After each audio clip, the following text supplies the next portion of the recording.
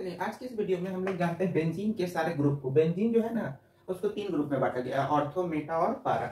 अब देखो ऑर्थो क्या होता है, पहले जानते हैं ऑर्थो को।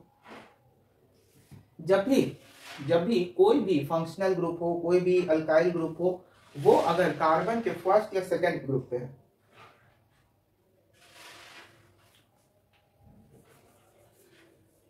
चलिए आज की इस वीडियो में हम लोग जानेंगे बेंजीन के ग्रुप को, यानी ऑर्थो, मेटा एंड पारा जो भी ग्रुप है उनको समझते हैं। सबसे पहले जानते हैं ऑर्थो ग्रुप को। ऑर्थो ग्रुप ऐसा ग्रुप होता है जिसमें बेंजीन जो होता है, बेंजीन के अगर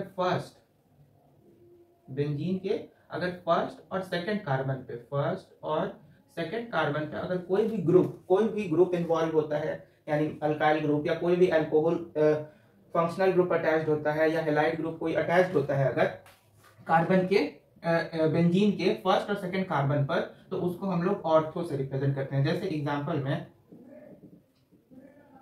में ऐसे समझेंगे कि जैसे यहाँ पे Cl है, यहाँ पे Br है, तो इसको हम लोग लिख सकते हैं ortho bromo chloro benzene, ortho bromo chloro benzene. उसी तरीके से अगर ऐसे है बेंजीन तो है ये है, और यहाँ पे आपका CH3, यहाँ पे C2H5, तो इसका नाम हो जाएगा ऑर्थो इथाइल मिथाइल बेंजीन। समझ में बात आ रही है? ऑर्थो मतलब फर्स्ट और सेकंड कार्बन पे, बेंजीन के फर्स्ट और सेकंड कार्बन पे अगर कोई भी फंक्शनल ग्रुप या अल्काइल ग्रुप या साइक्लिक ग्रुप अटैच्ड होता है तो उसको हम लोग ऑर्थो से रिप्रेजेंट करते हैं। समझ में बात आई? उसी तरीके से मेटा क्या होता है? मेटा मतलब हो जाएगा कि फर्स्ट और थर्ड पे अटैच हो, जैसे यहाँ पे क्लोरीन है और यहाँ से हटा के इसको यहाँ कर दिए ब्रोमीन को, तो इसका नाम हो जाएगा मेटा ब्रोमो क्लोरो मीथेन। और उसी तरीके से यहाँ इथाइल, इसको हटा दिए और इसी चीज को यहाँ पे कर दिए, तो इसका नाम हो जाएगा मेटा इथाइल मिथाइल बेंजीन। यानी मेटा में बस ये है कि फर्स्ट और थर्ड कार्बन पे अगर फंक्शनल ग्रुप या अल्काइल ग्रुप अटैच्ड हो तो वो मेटा बेंजीन हो जाता है, और अगर फर्स्ट और सेकंड पे हो तो वो ऑर्थो बेंजीन हो जाता है। सिमिलरली पारा क्या हो जाएगा? पारा बेंजीन में फर्स्ट और फोर्थ पे अटैच्ड होता है, यानी इस ब्रोमीन को अगर हम यहाँ ले आए Cl तो इसका नाम हो जाएगा पारा ब्रोमो बेंजीन, और यहाँ से मिथाइल को हटा के अगर यहाँ लिखते हैं CH3, यहाँ पे CH3, ठीक है ना, CH3, तो इसका नाम भी हो जाएगा पारा इथाइल मिथाइल बेंजीन। समझे? पारा क्या होता है, मेटा क्या होता है, ऑर्थो क्या होता है। ऑर्थो में फर्स्ट और सेकंड कार्बन पे होना चाहिए, मेटा में फर्स्ट और थर्ड पे, और पारा में फर्स्ट और फोर्थ पे। चलिए आइसोमेरिज्म हम बताए थे कि क्या होता है, जिसका मॉलिक्यूलर फार्मूला सेम होता है लेकिन नेम और स्ट्रक्चर क्या होता है, डिफरेंट होता है। आइसोमेरिज्म में हम लोग जाने थे, आइसोमेरिज्म जो होता है दो तरीके का पढ़ना है। एक पढ़ना है स्ट्रक्चरल आइसोमेरिज्म, और एक पढ़ना है स्टीरियो आइसोमेरिज्म। अब यहाँ पे समझो, स्ट्रक्चरल आइसोमेरिज्म में भी 3-4 कैटेगरी होता है, जिसमें पहले हम लोग को पढ़ना है चेन आइसोमेरिज्म। जिसमें स्ट्रक्चरल आइसोमेरिज्म में पहला पढ़ना है चेन आइसोमेरिज्म। इसमें क्या होता है कि कार्बन का जो पोजीशन होता है उसको हम लोग चेंज कर सकते हैं, जो कि हम लोग जो आइसोमेरिज्म में किए भी थे कि कार्बन का पोजीशन क्या कर सकते हैं, चेंज कर सकते हैं। जैसे C5H12, ठीक, तो इसका एक ये हो जाएगा आइसोमेरिज्म, एक क्या हो जाएगा इसका आइसोमेरिज्म, ऐसा हो सकता है। एक इसका आइसोमेरिज्म हो सकता है कैसे, कार्बन कार्बन कार्बन, एक ऐसा आइसोमेरिज्म हो सकता है। तो ये सारे क्या है, कार्बन जो है C5H12 के आइसोमेरिज्म है, जिसमें कार्बन का पोजीशन क्या है, डिफरेंट है। कार्बन का पोजीशन क्या है, डिफरेंट है कि नहीं? कार्बन का पोजीशन डिफरेंट है। ये क्या हो जाएगा, इसका नाम हो जाएगा पेंटेन। इसका नाम क्या हो जाएगा, 2-मिथाइल ब्यूटेन। इसका नाम क्या हो जाएगा, इसका नाम मतलब नियोपेंटेन। इसका नाम क्या हो जाएगा, नियोपेंटेन, क्योंकि क्रॉस लाइक स्ट्रक्चर है। क्रॉस लाइक स्ट्रक्चर को क्या बताते हैं, क्रॉस लाइक को नियोपेंटेन। समझ में बात आ रही है? क्योंकि इन सारे का जो बॉन्ड होता है वो क्या होता है, फ्लेक्सिबल बॉन्ड होता है। इसको हम लोग आइसोब्यूटेन भी बोल सकते हैं, आइसोपेंटेन भी बोल सकते हैं, या 2-मिथाइल ब्यूटेन भी बोल सकते हैं, क्योंकि इसमें कैसा स्ट्रक्चर है, याद करो ऐसे वाले को लीनियर बोलते थे, ऐसे वाले को आइसो बोलते थे, और जिसमें ऐसे रहता था यानी क्रॉस लाइक इसको नियो बोलते थे। तो ये वाला जो है सेम स्ट्रक्चर है, तो इसको हम लोग आइसोपेंटेन भी बोल सकते हैं या 2-मिथाइल ब्यूटेन भी बोल सकते हैं। तो इसको हम लोग चेन आइसोमेरिज्म कहते हैं, जिसमें चेन लाइक स्ट्रक्चर फॉर्म होता है।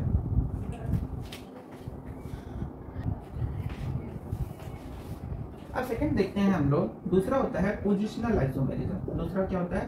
Positional isomerism.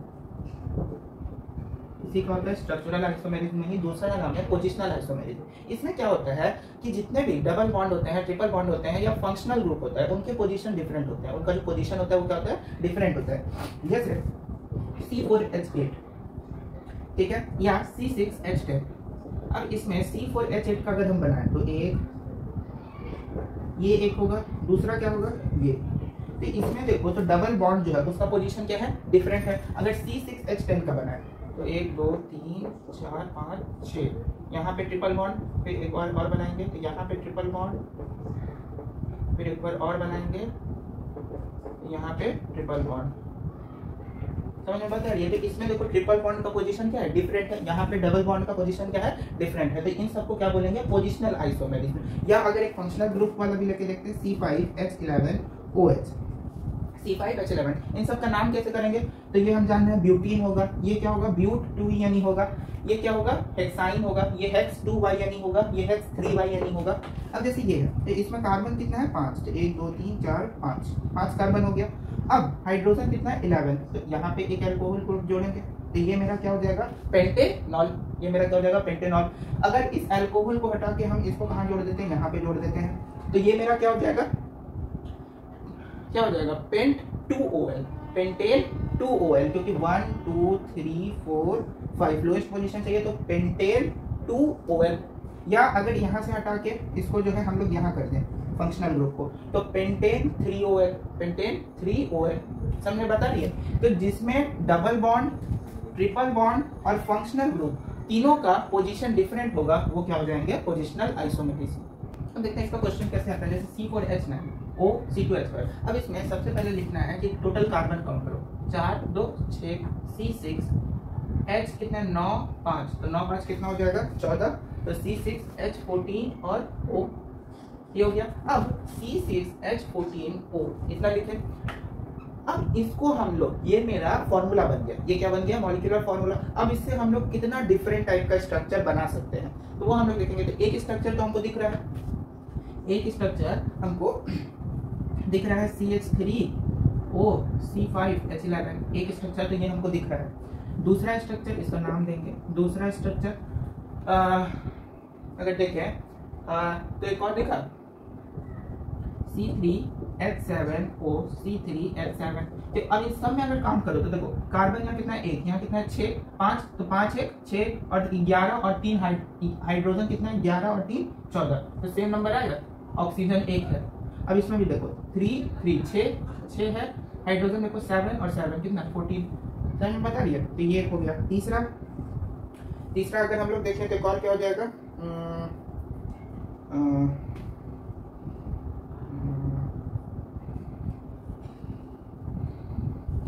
एक और देखते हैं, जैसे CCO CH2, 4 और 3 हो गया, और उधर कितना हो जाएगा? 3, यानी CH2O CC। अब यहाँ पे देखो, यहाँ पे हाइड्रोजन है, इसको ऐसे समझ लो OCC। अब इसमें जो है कार्बन की संख्या देखो कितना है? 6 कार्बन है। यहाँ पे हाइड्रोजन कितना होगा? 3, यहाँ पे हाइड्रोजन कितना? 2, यहाँ पे हाइड्रोजन कितना? 2, यहाँ पे हाइड्रोजन कितना? 2, यहाँ पे हाइड्रोजन 2, यहाँ पे हाइड्रोजन 3, तो 3 to 5 to 7 7 to 9 9 to 11 11 3 14। तो एक ये नाम होगा कि नहीं होगा? इसी तरीके से बहुत टाइप से हम लोग बना सकते हैं। तो जैसे इसका नाम क्या हो जाएगा? तो इसका नाम हो जाएगा मिथॉक्सी पेंटेन। इसका नाम क्या हो जाएगा? Methoxy pentane. फिर दूसरे का अगर देखें तो इसका नाम क्या हो जाएगा? तो C3H7 और C3H7 है, तो इसका नाम हो जाएगा प्रोपॉक्सी प्रोपेन। जब दोनों तरफ सेम हो इथर में तो कोई बोलने का बात है, प्रोपॉक्सी प्रोपेन। फिर इसका नाम क्या हो जाएगा? तो देखो इसमें हम लोग जो है, इसमें इधर कितना कार्बन है? 3 कार्बन है। अच्छा, इसमें हम क्या करेंगे, इसको जो है जब भी ऐसा दिखे ना जहाँ पे दो ईथर हो तो उसमें क्या करेंगे, बीच वाले को क्या लेंगे, मेन चेन, बीच वाले को क्या लेंगे, मेन चेन। तो ये मेरा क्या हो जाएगा, इथेन हो जाएगा, क्योंकि एक मीथेन हो जाएगा, क्योंकि एक कार्बन है, तो ये मेरा क्या हो गया, मीथेन। और इधर वाला मेरा क्या हो जाएगा, जिसमें कार्बन की संख्या कम हो उसमें इथॉक्सी हो जाएगा।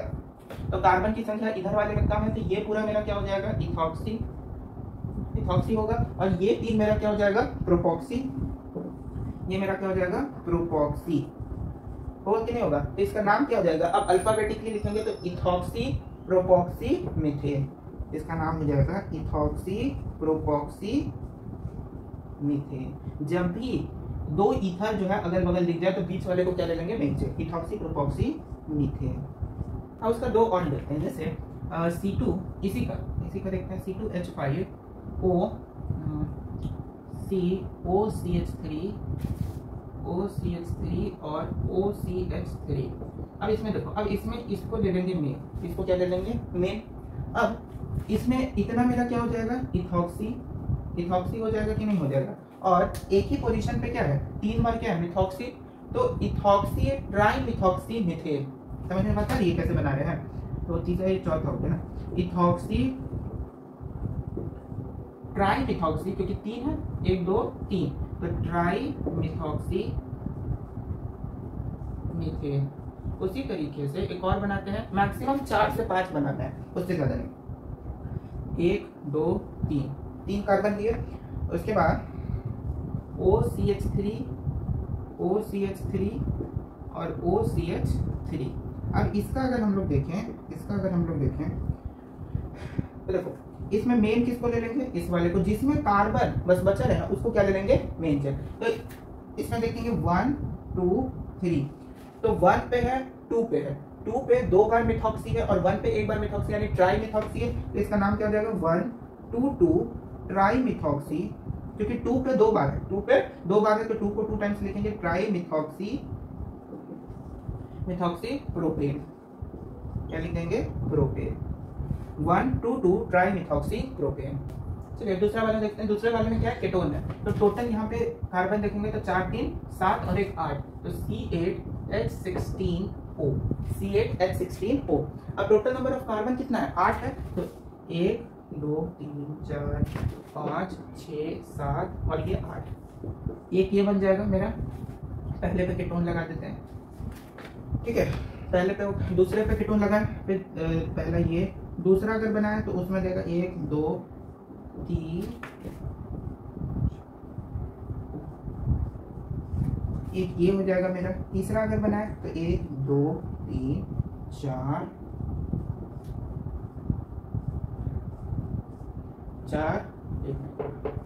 इतना हो गया। अब इन सबका नाम क्या हो जाएगा, तो पहले का जैसे नाम हो जाएगा ऑक्टेन। टोटल कितना कार्बन है, 8, तो 8 के लिए हो जाएगा ऑक्ट। और कितने नंबर का है केटोन, दूसरे पे, तो ऑक्ट 2ONe, ऑक्ट 2ONe। उसी तरीके से तीसरे वाले का अगर करें, दूसरे वाले का, तो इसका देखो 1 2 3, तीसरे पे केटोन, इसका हो जाएगा ऑक्ट 3ONe। उसी तरीके से इसका कितना हो जाएगा, ऑक्ट 4ONe, ऑक्ट 4ONe। समझ में बात आ रही है। ये हो गया आपका positional isomerism.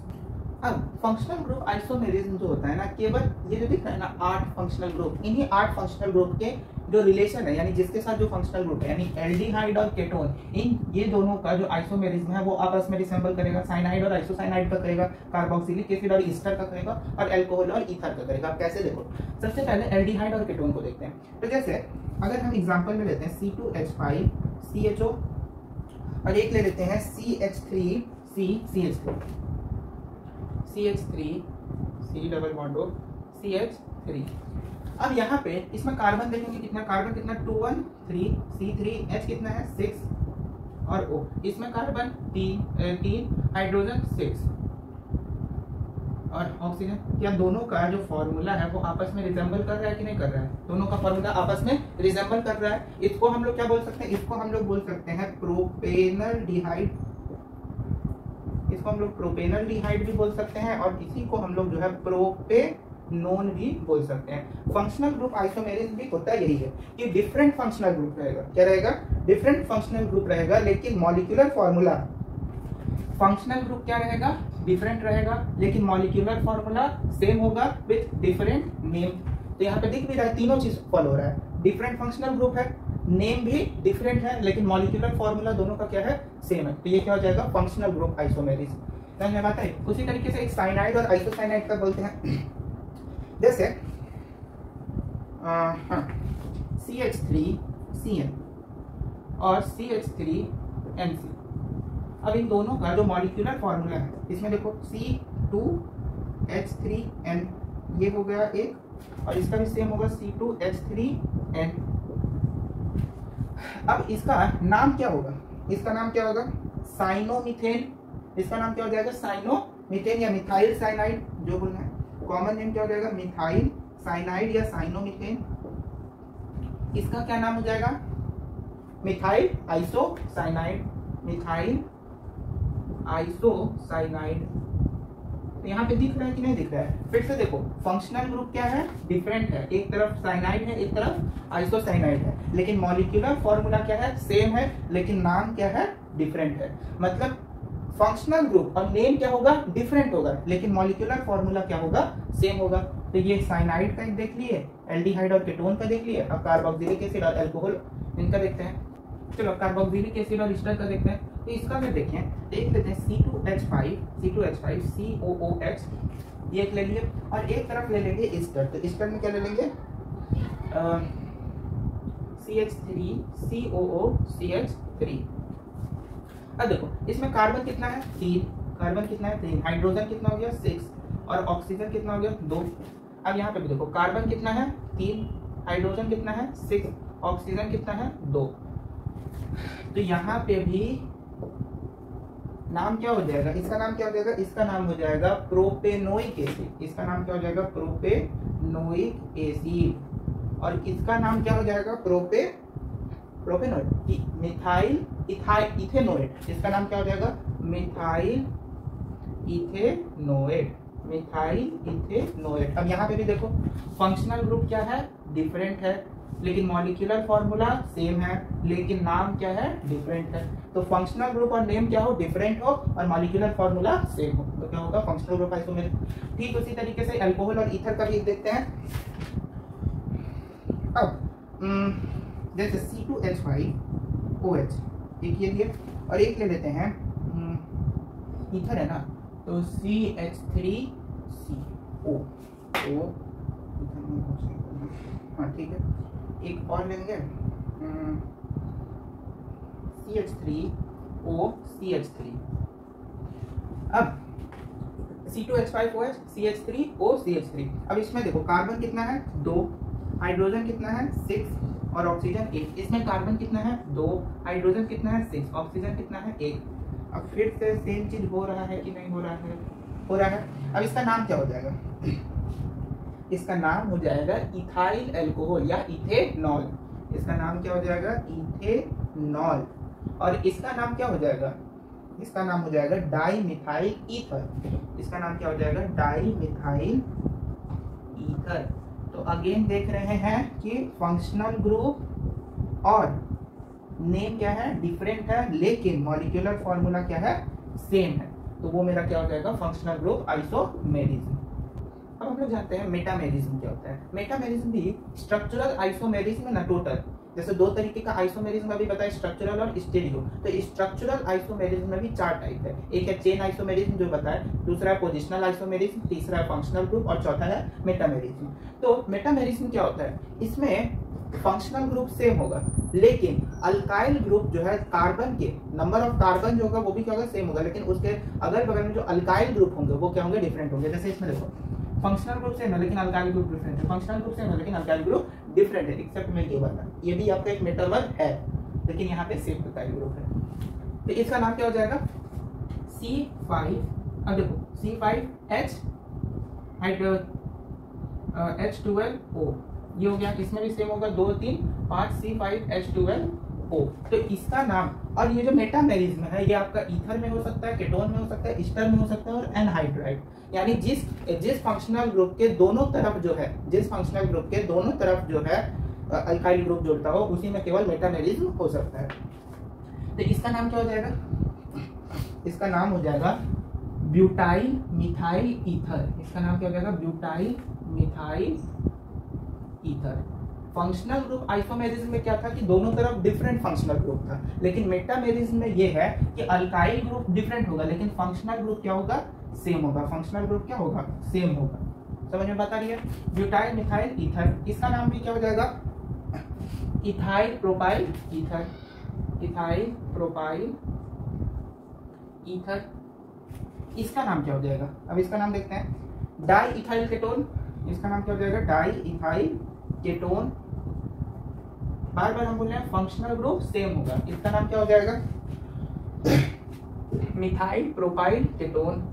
Methyl propyl ketone, इसका नाम क्या हो जाएगा? सोचो, ईस्टर का क्या हो जाएगा? Methyl propanoate. मिथाइल प्रोपेनोएट, इसका नाम हो जाएगा मिथाइल प्रोपेनोएट। समझ में बात आ रही है? इसका नाम क्या हो जाएगा? Ethyl ethyl ethanoate. यहाँ पे टोटल कार्बन देखो कितना है, एक मिथाइल ये रहा, मिथाइल मिथाइल, और यहाँ पे देखो 2 1 3, तो प्रोपेनोएट हो गया। तो इसमें क्या हो जाएगा? इथाइल, ये क्या हो गया? इथाइल, और इसमें कार्बन की संख्या कितनी है? 2, तो इथाइल इथेनोएट। समझ में बात आ रही है? इसमें कैसे किए? तो इसमें यहाँ पे देखो CH3 लिखा हुआ है, तो CH3 यानी कार्बन एक है तो मिथाइल, और यहाँ पे कार्बन कितना है? 2 1 3, तो प्रोपेनोएट। तो यहाँ पे भी क्या देख रहे हैं? अच्छा, इसमें जो है एक चीज देखना भूल गया, इसमें अगर ऐसे मॉलिक्यूलर फॉर्मूला बनाए, मॉलिक्यूलर फॉर्मूला भी दोनों का सेम होगा, तो इसका मॉलिक्यूलर फॉर्मूला 2 2 4 1 5, इसका मॉलिक्यूलर फॉर्मूला 5 5 10 H10O, इसका भी देखेंगे तो सेम आएगा 1 2 3, तो 3 2 5 C5, हाइड्रोजन देखो 7 3 10 H10O। तो मॉलिक्यूलर फॉर्मूला सेम आ रहा है और नाम अलग अलग आ रहा है विद सेम फंक्शनल ग्रुप। तो जहां पे सेम फंक्शनल ग्रुप होगा, सेम मॉलिक्यूलर फॉर्मूला होगा, लेकिन नाम अलग अलग होगा और डिफरेंट अल्काइल ग्रुप होंगे, मेटामेरिज्म, और जिसमें डिफरेंट फंक्शनल ग्रुप होगा, डिफरेंट नेम होगा, लेकिन मॉलिक्यूलर फॉर्मूला सेम होगा, वो क्या हो जाएगा? Functional group isomerism. अब इसका अगर देखें तो इसमें देखो 2 1 3 1 4, तो C4, हाइड्रोजन कितना? 5 3 8 C4H8O2, और इसमें देखें तो 1 2 2 4 C4 H8 और O2, उसके बाद एनहाइड्राइड। अब इसमें देखेंगे तो इसमें ये क्या हो गया? मेरा एनहाइड्राइड हो गया। तो इसमें कार्बन की संख्या 2 1 3 1 4 और 2 6, 1 3 1 4 और 2 6, तो C6, और हाइड्रोजन 5 5 10 C6H10O कितना है? ऑक्सीजन कितना है? 3 है। फिर इसमें भी अगर काउंट करें तो 1 2 3 3 6, तो C6, हाइड्रोजन 3 7 10 और ऑक्सीजन 3। फिर इसका नाम भी अलग होगा, इसका नाम क्या हो जाएगा? प्रोपेनोइक। इसका नाम क्या हो जाएगा? यहाँ देखो एनहाइड्राइड में नाम कैसे देते थे? तो इधर कितना कार्बन है? 3 2 1 3, इधर भी कितना कार्बन है? 2 1 3, तो 3 के लिए क्या आता है? प्रोपेनोइक। ओइक एनहाइड्राइड जोड़ते हैं, एनहाइड्राइड में क्या जोड़ते हैं? ओइक एनहाइड्राइड, तो प्रोपेनोइक एनहाइड्राइड, इसका नाम हो गया। तो इसका नाम देखें तो इधर कितना है? 2 कार्बन, और इधर कितना है? 4 कार्बन, तो नाम क्या हो जाएगा? ब्यूटेनोइक इथेनोइक, क्योंकि पहले अल्फाबेटिकली पहले बी फिर ई, तो ब्यूटेनोइक इथेनोइक एनहाइड्राइड। अब अगला जो मेरा आइसोमेरिज्म का स्ट्रक्चरल हो गया, अब अगला क्या है? Stereo isomerism. स्टीरियो आइसोमेरिज्म भी 2 तरह का होता है, एक होता है ज्योमेट्रिकल आइसोमेरिज्म, एक होता है ऑप्टिकल। ज्योमेट्रिकल आइसोमेरिज्म कैसा होता है? अब जैसे कार्बन है,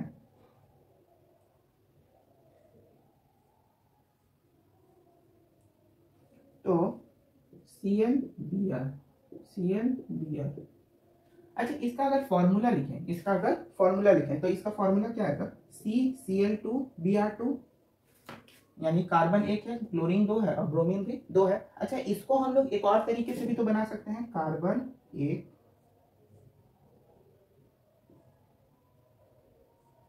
एक और तरीका है कि दोनों यहाँ पे जैसे ब्रोमीन है, यहाँ पे क्या है, ब्रोमीन है, तो यहाँ पे ही ब्रोमीन को भी ले आते हैं, ये ब्रोमीन को भी इधर ले आते हैं, इस क्लोरीन को इधर ले आते हैं, या इस क्लोरीन को इधर ले आते हैं, ब्रोमीन को उधर ले जाते हैं, बात एक ही है, ClCl। तो अभी भी तो इसका केमिकल फॉर्मूला सेम रहेगा, CCl2Br2। ये बदल गया, अभी भी सेम केमिकल फॉर्मूला है कि बदल गया, सेम ही है। तो ये मेरा क्या हो जाता है, जियोमेट्रिकल आइसोमेरिज्म। ये क्या हो जाता है, जियोमेट्रिकल आइसोमेरिज्म। जैसे एक और एग्जांपल देखते हैं, CH2 ठीक। अब ये देखो, यहाँ पे OH, यहाँ पे OH, यहाँ पे Cl, यहाँ पे Cl। तो इसका नाम क्या हो जाएगा, इसका नाम हो जाएगा 1,2। तो 1,2 डाइक्लोरो 1,2 डाइहाइड्रोक्सी हाइड्रोक्सी क्या हो जाएगा, इथेन होगा कि नहीं होगा। इसको हम लोग ऐसे भी तो बना सकते हैं, CH2। इसको अगर हम लोग बनाना चाहें तो एक काम करते हैं, क्लोरीन को एक साथ रख देते हैं, अल्कोहल को एक साथ, यानी OH और OH, Cl और Cl, नाम क्या होगा, अलग होगा, 1 2। इसका नाम क्या हो जाएगा, 1 पे 2 गो है ना, 1 डाइहाइड्रोक्सी, एक ये एक्सेप्शन में आ गया, 2 डाइक्लोरो और कितना इथेन। तो ये मेरा हो गया ज्योमेट्रिकल आइसोमेरिज्म। अब देख लेते हैं ऑप्टिकल स्टीरियो आइसोमेरिज्म। ऑप्टिकल मतलब होता है ना मिरर, ऑप्टिकल मतलब क्या होता है, मिरर। जैसे मेरे पास एक मिरर है, ये मेरे पास एक मिरर है, इधर जो है एक कंपाउंड हम लिखे CH3 CH CH3 और NH। अब इस कंपाउंड को जब हम मिरर में देखेंगे, जब इस कंपाउंड को मिरर में देखेंगे तो ये हमको उल्टा दिखाई देगा, यानी CH3 CH CH3 NH2 CH3 CH NH3। तो इसी को हम लोग बोलते हैं ऑप्टिकल आइसोमेरिज्म। इसी को क्या बोलते हैं, ऑप्टिकल आइसोमेरिज्म। मिरर में, मिरर के पहले जो रियल वर्ल्ड है, यानी जहां पे ओरिजिनल मेरा स्ट्रक्चर है, इसको बोलते हैं सिस आइसोमेरिज्म। इसको क्या बोलते हैं, सिस आइसोमेरिज्म। और जो मिरर में दिखता है उसको बोलते हैं ट्रांस आइसोमेरिज्म। उसको क्या बोलते हैं, ट्रांस आइसोमेरिज्म। जो रियल लाइफ में दिखा वो सिस आइसोमेरिज्म और जो मिरर में दिखा वो ट्रांस आइसोमेरिज्म।